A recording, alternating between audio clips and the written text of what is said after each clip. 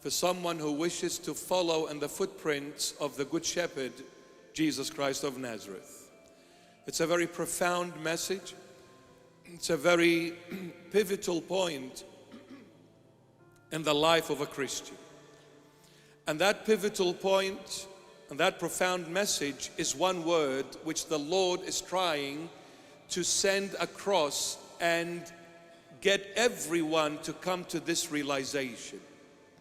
To try and live this word, not just say it, but live it. And that word in the gospel of today is all about one thing: mercy. Mercy. It's a very small word in size, but extremely deep in meaning. Very small word in size, but very deep in meaning. Mercy. M-E-R-C-Y.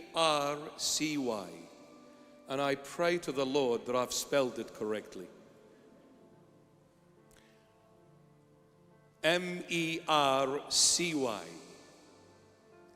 You see why? You need to see why in order to see mercy. The Lord Jesus was approached, or more specifically the disciples of the Lord Jesus were sort of reprimanded by the Pharisees of the time. Now, the Israelite nation was made out of three main groups: the priests, the scribes, and the Pharisees. These were the Israelite nation. These groups, they believed in the divine God, in the true God, in Yahweh, in the true God. And to them, especially the Pharisees were a group of people that everything to them had to go through a big microscope. Everything had to be checked, double-checked, and fine-tuned. For everything to them was the law. Without the law and outside the law is a no zone. Pharisees were literal when it came to the law.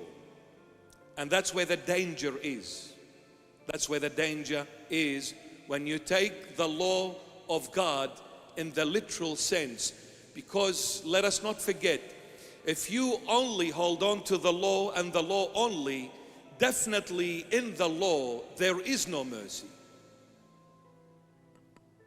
Imagine I'm speeding and I'm doing 100 kilometers in a 60 zone. And the police officer is pointing that radar at my vehicle doing 100 Ks in a 60 zone. He pulls me over and he said, "You've been speeding, you are in breach of the law. Therefore, I have to issue you a fine, a ticket." I plead with the officer, "Please, just let it go this time. I was whatever." The officer says, "Everything is being recorded. This camera here is recording everything and it's going to the head office. I can't just falsify what the computer says and what the camera is actually capturing. You have broken the law will break you. Here's a ticket, you've lost 3 points and a couple of $100 fine. See you later, don't speed again." There is no mercy in law. So the Pharisees came to the Lord Jesus saying, "If you're a teacher, you should have taught your disciples better. They should have known better. On a Sabbath, they plugged grains and they ate them. This is classified as doing work. On a Sabbath, you cannot do any work according to the law of the Old Testament," and specifically to the Pharisees. Very literal. So on a Sabbath, you cannot work.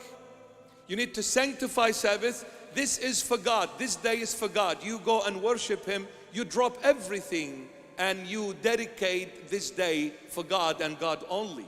How dare they, your disciples, breach it? They broke the Sabbath in breach of this law. What kind of a teacher are you? Teach them not to do it again. The Lord said, haven't you read what King David did and those who were with him? He entered the house of God and he ate the showbread which he was not entitled to eat, for it is only for the priests. Why don't you say anything about King David? He broke the law. If you want to be fair, you need to be fair with everyone across the board. Don't pick and choose. Do not be selective in your choices. If you're talking about the law, then the law applies to David as well. Why are you coming and picking on me now? Because you don't have anything else better to do? You can't find any fault in Jesus Christ. That's why it's getting on your nerves. You know, people are like that, aren't they? When you are nice to them, when you are always love and kindness to them, but that agitates them. So they'll try every way to get to you, to make you lose it, and you tell them off so they can retaliate. They've got something to hold against you, yet they don't find. So they'll try anything and everything under the sun to just fault you. You didn't call me on my birthday. That's it. I won't talk to you anymore.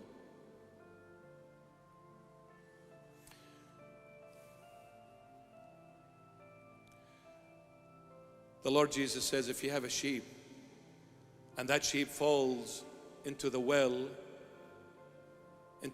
on a Sabbath, wouldn't you bring that sheep out of the well on a Sabbath? Isn't that classified as work? So you are showing mercy to this animal, but you don't show mercy to a human being who is the image and the likeness of God. And Sabbath was misunderstood anyway, till this very day. When you read in the book of Genesis, the days of creation. By the way, a piece of information, the days of creation are 3, not 6. God created out of nothing everything in 3 days, not 6 days. Yes? Piece of information. God created out of nothing everything in 3 days. The first 3 days, God created out of nothing everything. In the next 3 days, God created out of existing raw materials. He filled the first 3 days. He filled the first 3 days. So if you look at day 1, God saw it was dark and He said, let there be light. What is day 4? He creates the sun, the moon, and the stars. Where did they come from? The light.